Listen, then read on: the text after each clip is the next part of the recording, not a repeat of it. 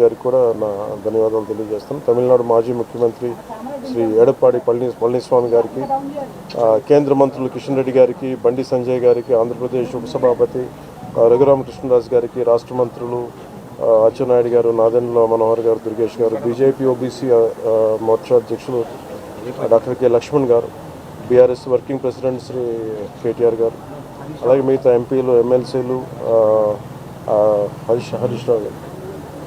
హరీష్ రావు గారికి, అలాగే Andhra Pradesh governor justice Abdul Nazeer గారికి, తెలంగాణ రాష్ట్ర ముఖ్యమంత్రి గౌరవ ముఖ్యమంత్రి రేవంత్ రెడ్డి గారికి, పౌర విమానయాన శాఖ మంత్రి శ్రీ రామ్మోహన్ నాయుడు గారు, ప్రతి ఒక్కరికి పేరు పేరున ధన్యవాదాలు. అలాగే నా తోటి నటినటులందరూ కూడా మనస్ఫూర్తిగా ఈ సందర్భంలో నాకు వారి వాళ్ళ సందేశాన్ని నాకు తెలియజేశారు. వాళ్ళ గుడ్ విషెస్ చెప్పారు. మనస్ఫూర్తిగా వారందరికీ పేరు పేరున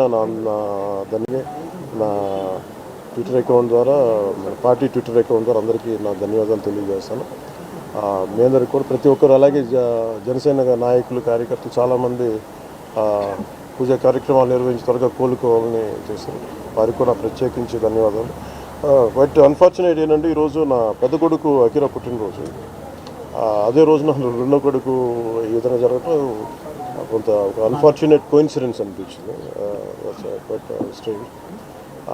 బట్ ఎక్కడ ప్రోగ్రామ్స్ ఆపలేదు, మేము చేసుకుంటూ వెళ్ళిపోయాం. కానీ మేబీ ఈరోజు సాయంత్రం నేను వెళ్ళి ఒకసారి అక్కడ, అలాగే ఇండియన్ హై కమిషన్ గారితో మాట్లాడాను.